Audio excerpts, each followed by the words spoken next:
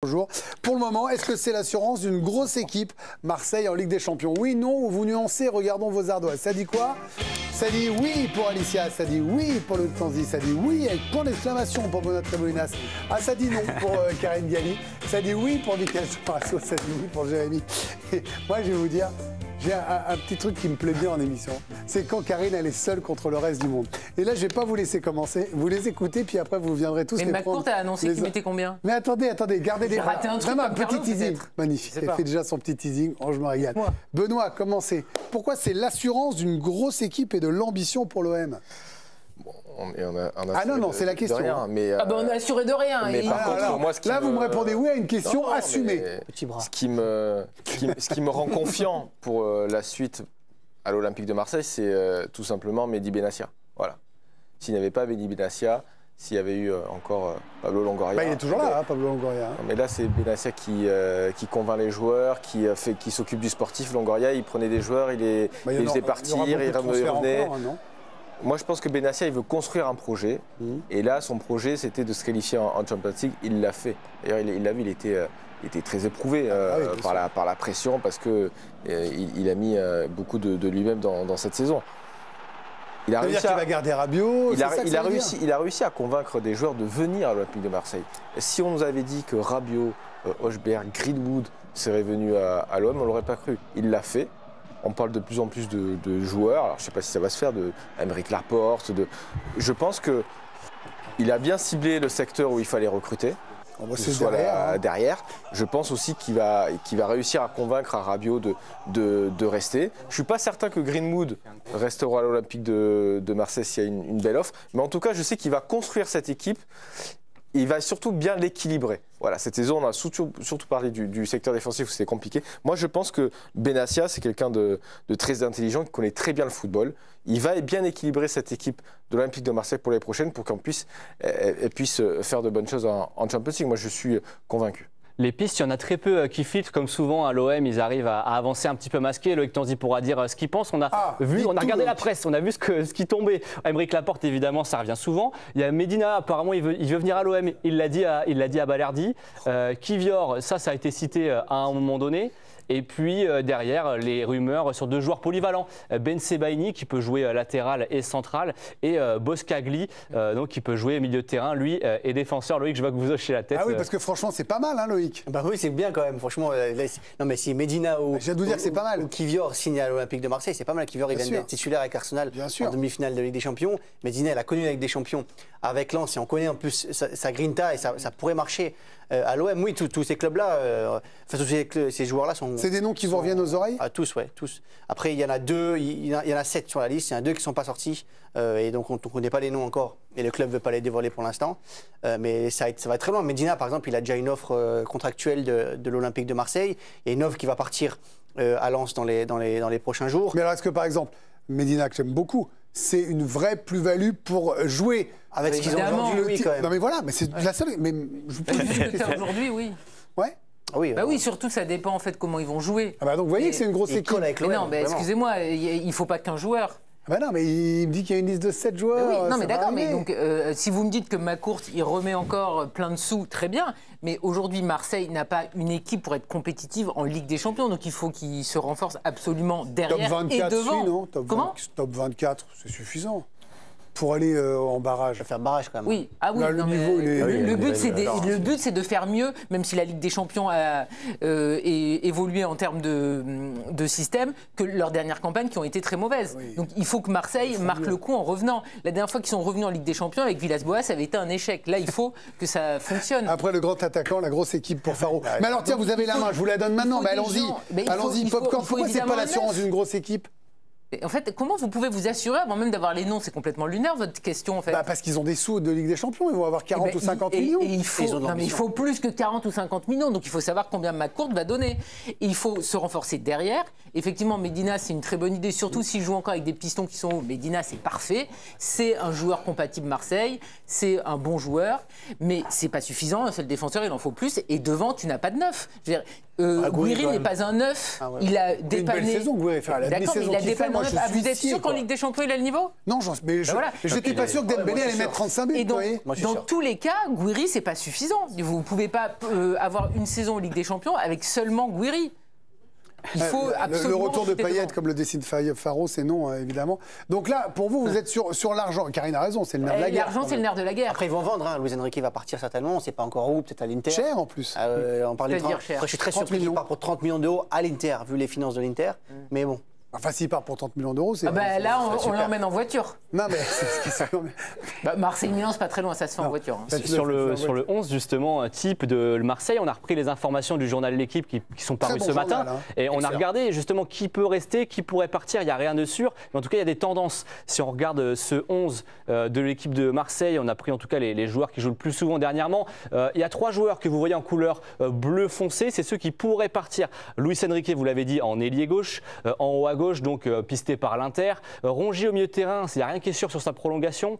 Derrière, en défense, Balerdi pourrait avoir un bon de sortie également. Le reste, c'est des joueurs qui pourraient rester. On ajoute aussi à ça Benasser qui pourrait rester, sur lequel la direction compte. Et regardez, la dernière fois que Marseille a été en Ligue des Champions qualifié, regardez le mercato qu'ils avaient fait, ça pourrait attester du fait qu'on va chercher une grosse équipe quand on se qualifie en Ligue des Champions et qu'on y met les moyens. On était allé chercher Alexis Sanchez, par exemple. Ça, c'était la tête d'affiche de ce mercato. On était allé chercher aussi Nuno Tavares, le latéral, qui avait fait beaucoup de bien sur cette première partie de saison. En tout cas, il avait été un peu moins bon à la fin. Jonathan Klaus, Eric Bailly, Chancel Mbemba. Mbemba est toujours là. Mbemba est toujours là d'ailleurs, il devrait partir.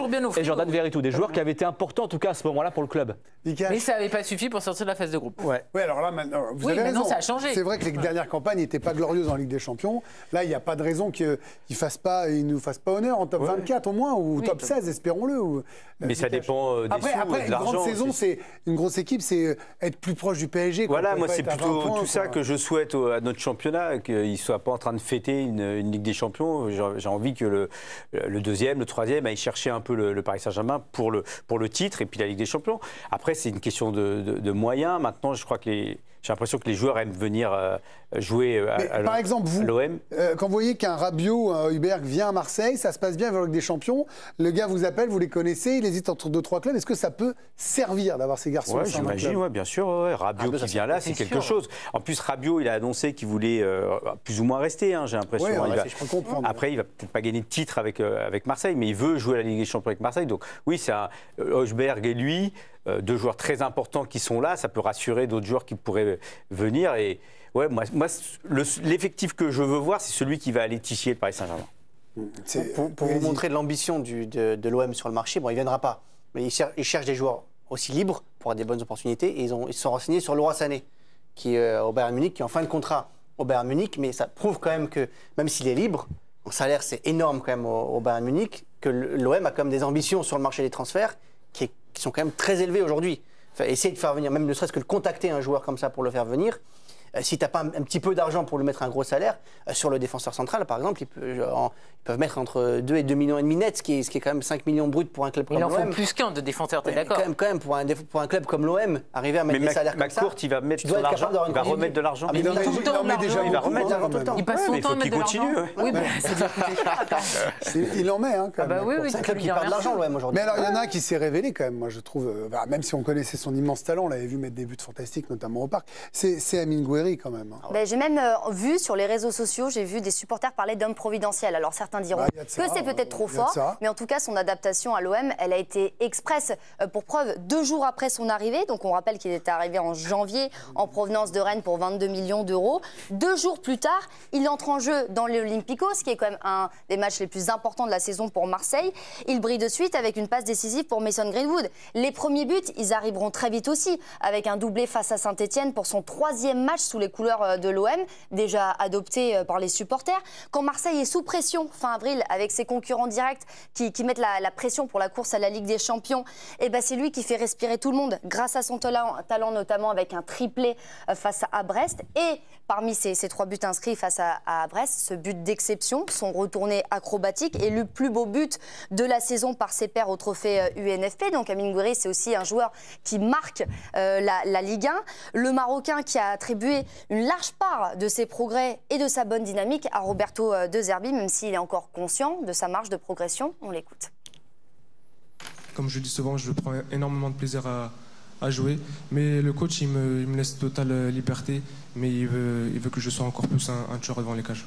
C'est un axe d'amélioration que je dois travailler, le coach le sait, tout le club, même le directeur sportif Mehdi, il me parle souvent.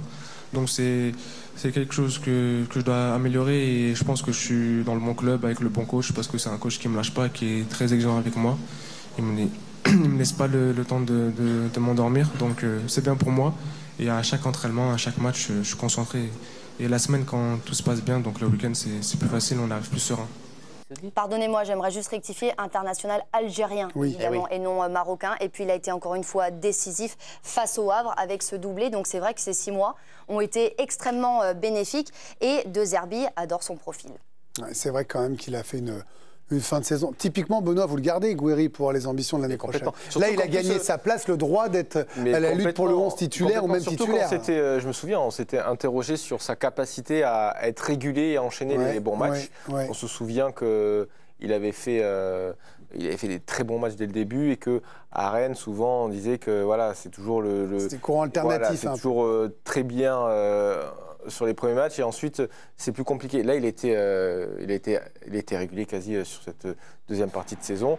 Il s'est bien intégré dans le collectif. Il a apporté énormément de solutions, je trouve, offensivement à l'Olympique de Marseille avec son profil parce qu'il bouge énormément, il se met entre les lignes. Donc forcément, on a souvent envie de jouer avec lui. Il est capable aussi de jouer en point d'appui et forcément, je pense que De Zerbi va voir le garder et compter sur lui l'année prochaine. Et il a encore une marge de progression assez importante, donc je pense qu'il peut aller très loin, Amine Gouiri. Ça fait mal. Comment, pardon? Il était comparé avec Benzema à Lyon, quand même. Je m'excuse auprès de Mika Jorassou pour les images qui passent en boucle du Havre. Parce que pour vous, il a fait un match. C'est dur, là. Sur les 2 buts de Gouiri, c'est malheureusement pour nous. Alors attendez, Pablo Longoria, ça devrait peut-être vous plaire. S'est exprimé, parce que c'est un nouveau truc, sur LinkedIn. Voilà, c'est sa nouvelle passion. Alicia, vous pouvez nous lire la décla, parce que vraiment c'est génial. Oui, il s'est réjoui de cette qualification en Ligue des Champions, Pablo Longoria. Ce n'est pas une récompense, c'est une reconquête et une affirmation. Plus qu'un objectif atteint, c'est une démonstration de ce que l'OM peut devenir quand il reste fidèle à lui-même, exigeant, rebelle, solidaire. Pablo Longoria qui a aussi évidemment parlé des critiques. Beaucoup ont essayé de nous faire tomber. Certains ont semé le doute, voulu créer la division, misé sur l'explosion. Mais ce club a tenu parce que des femmes et des hommes en interne ont fait le choix de l'unité, parce qu'ils ont cru en ce projet comme à quelque chose qui leur appartient, chacun à sa place. Pablo Longoria qui a terminé son long message avec ces mots « Allez l'OM, seul contre tous ». Attention à l'été quand même, parce que quand on parlait un peu de saison un peu remuante à l'OM, c'est pas terminé quand même. Il y a quand même un coach qui est solide, qui est content d'être là, mais qui va demander des garanties pour rester l'année prochaine. C'est pas un coach qui va repartir sur une saison en disant s'il sent qu'il n'a pas l'équipe pour être en Ligue des Champions. Vous êtes en train de me dire qu'on pourrait avoir un nouveau Sampaoli Tudor? On l'a lu un peu ce matin sur la plume de Mathieu Grégoire dans le journal de l'équipe, où il nous dit quand même que c'est pas tout rose aujourd'hui entre De Zerbi et sa direction. Et il va il dit que c'est tout rose, Pablo Longoria. Oui, il l'a écrit, c'est marqué, des hommes et des femmes qui ont tenu le choc. Chacun à leur place. L'unité, c'est plus aussi clair. Il a failli perdre son groupe, De Zerbi aussi, son management, il était obligé de le changer. Oui, mais alors il l'a tenu. Changer son style. À l'arrivée, il a réussi. Il a beaucoup bougé lui, parce que son management, il passait plus du tout. Il a changé aussi de système. Il est passé à 4 défenseurs. Ça a fonctionné. Il a essayé d'aller droit au but, parce que c'est quand même le truc de l'OM. Non, parce qu'il a quand même passé son temps à faire du tiki-taka du Barça, alors qu'en fait l'OM veut aller marquer des buts et ça marche mieux quand c'est comme ça.